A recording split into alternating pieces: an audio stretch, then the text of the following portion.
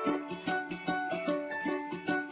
वालेकुम प्यारे बच्चों, आज हम जमात 7वीं मज़मून जोग्राफिया सबक नंबर 3 मद्दो जज़र इस सबक का रिवीजन करेंगे।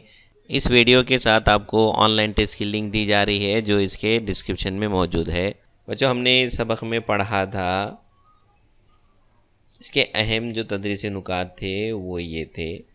हमने इसमें मद्दो जज़र के फ़ायदे और नुकसानात के बारे में जाना था। हमने मद्दो जज़र अकबर क्या होता है इसके बारे में मालूमात हासिल की थी। मद्दो जज़र असगर क्या होता है इसके बारे में जाना था।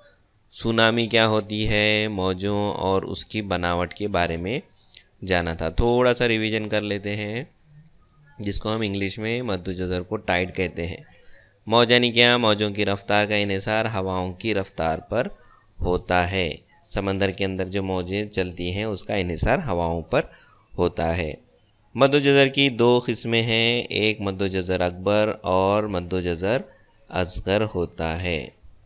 समंदरी फ़र्श के नीचे होने वाली ज़लज़ले और आतिशफ़िशां के फटने की वजह से पैदा होने वाली बहुत बुलंद और तबाहकुन मौजों को सुनामी कहते हैं।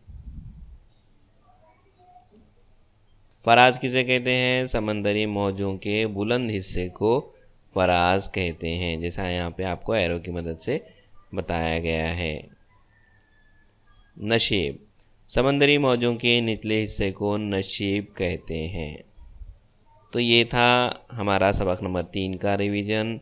इस वीडियो के डिस्क्रिप्शन में आपको ऑनलाइन लिंक दी जा रही है, उसमें ज़रूर पार्टिसिपेट कीजिए।